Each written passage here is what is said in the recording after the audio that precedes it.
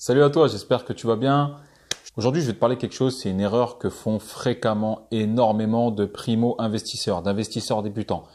C'est-à-dire qu'ils pensent que 500 € de crédit pour 500 € de loyer égale zéro, égale pas d'impôt.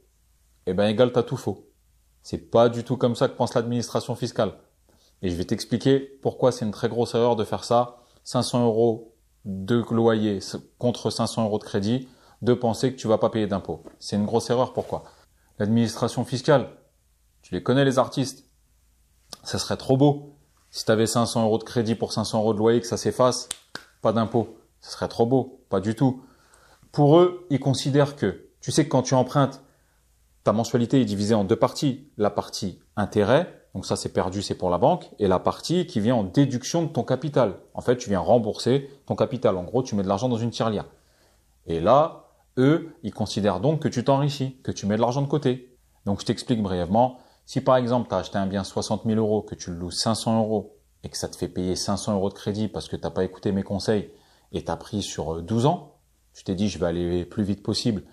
Mehdi dit n'importe quoi, 500 € de crédit égale 500 € de loyer, dans 12 ans je l'ai payé, je vais pouvoir recommencer, tu vas vite te rendre compte que tu auras mieux fait de m'écouter.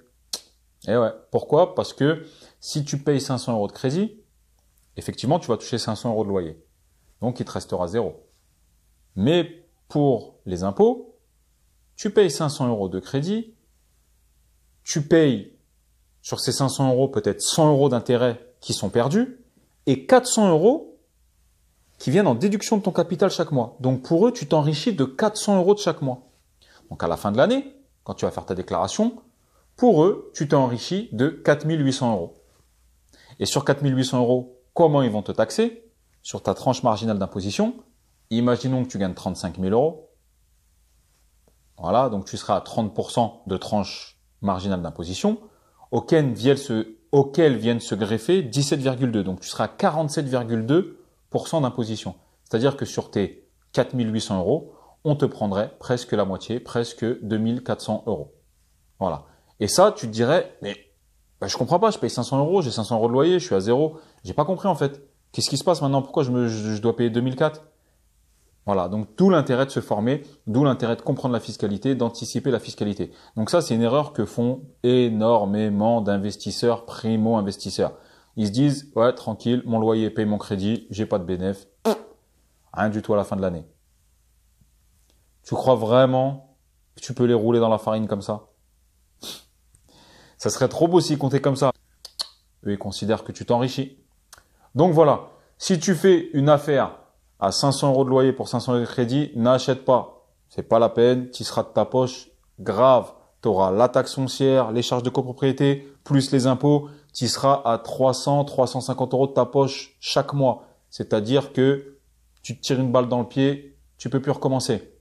D'accord? Oublie jamais cette règle. Si j'ai 500 € de loyer, maximum, tiré par les cheveux, il faut que j'ai 350 € de prêt max.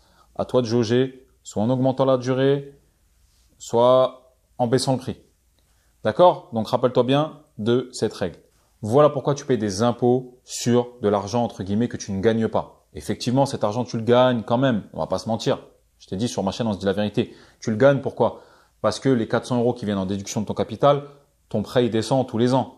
Et à un moment, il va arriver à zéro. Et forcément, quand tu vas vendre, même si tu vends dans le pire des cas le prix que tu as acheté, tu récupères les 60 000 € que quelqu'un t'a payé. Donc c'est normal qu'eux ils considèrent entre guillemets que tu t'enrichis. Donc voilà, c'était une petite vidéo pour te montrer les erreurs des primo-investisseurs, une erreur très fréquente que beaucoup font.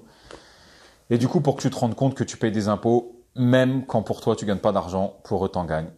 C'est comme ça. Donc il faut bien le prendre en compte si tu veux avancer dans l'immobilier. Ok? Je te retrouve dans une prochaine vidéo. Je te dis à bientôt. Ciao!